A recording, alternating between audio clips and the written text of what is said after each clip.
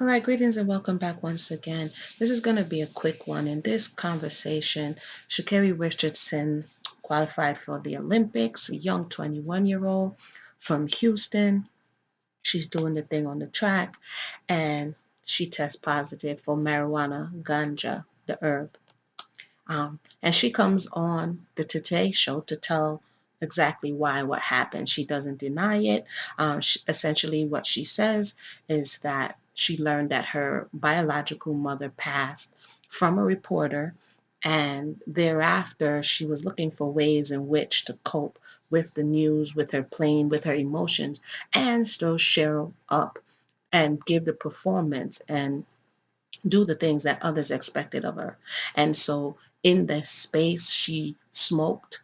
She was in a state that smoking was legal. Nonetheless, it's not legal within um, track and field. And therefore, there's a possibility that she's not going to be able to run her race and she's going to be disqualified. I wanted to talk about the aspect that the young woman was speaking about with coping with our issues and how a lot of people self-medicate, how we don't have therapy in certain spaces, how we expect people to just move on and keep going, even though they're experiencing a loss and hurt and pain. This is very important.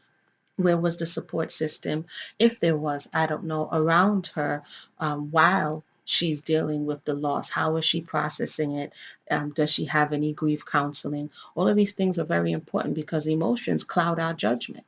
And so even though she knows she's running and she's qualifying and she's going to the Olympic, emotions are not necessarily always logical.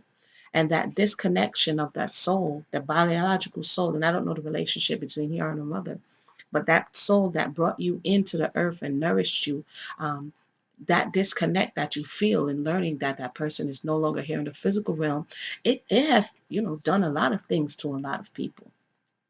And so, even though in the realm of the Olympic committees, she may be wrong, let me know your thoughts. Do you think she was wrong? How would you? I mean, this is not something I personally would like to think about, but again, it's something that many people go through, which is the loss of a parent. In her situation, she looked for something to calm her nerves. There's people in the comment section that are saying that ganja or marijuana is not a performance and it's not enhancing type of thing. So it's not like it gave her an advantage over the competitors.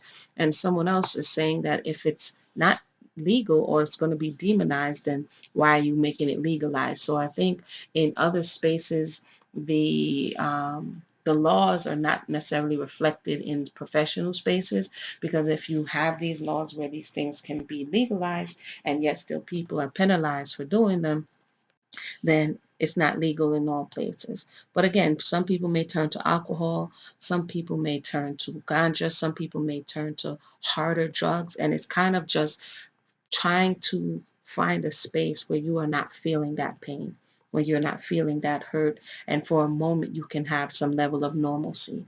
Uh, she says that she's human, which she is, and she was asked, what are your thoughts? And what I found interesting is that she was like, well, if I miss this Olympics, I'm young and I could come back, but she kind of wants to deal with her healing journey. And that was interesting for such a young 21-year-old, that she wasn't fully consumed with the sport and that she acknowledged her humanity. Let me know your thoughts and what you think about this situation, how she handled it, and what are some of the other ways that we can be aware of and help one another through very painful times in our lives. All right, when we experience loss, hurt, um, yeah, basically. So again, this is Amuna. Like, subscribe, share, and thank you for tuning in.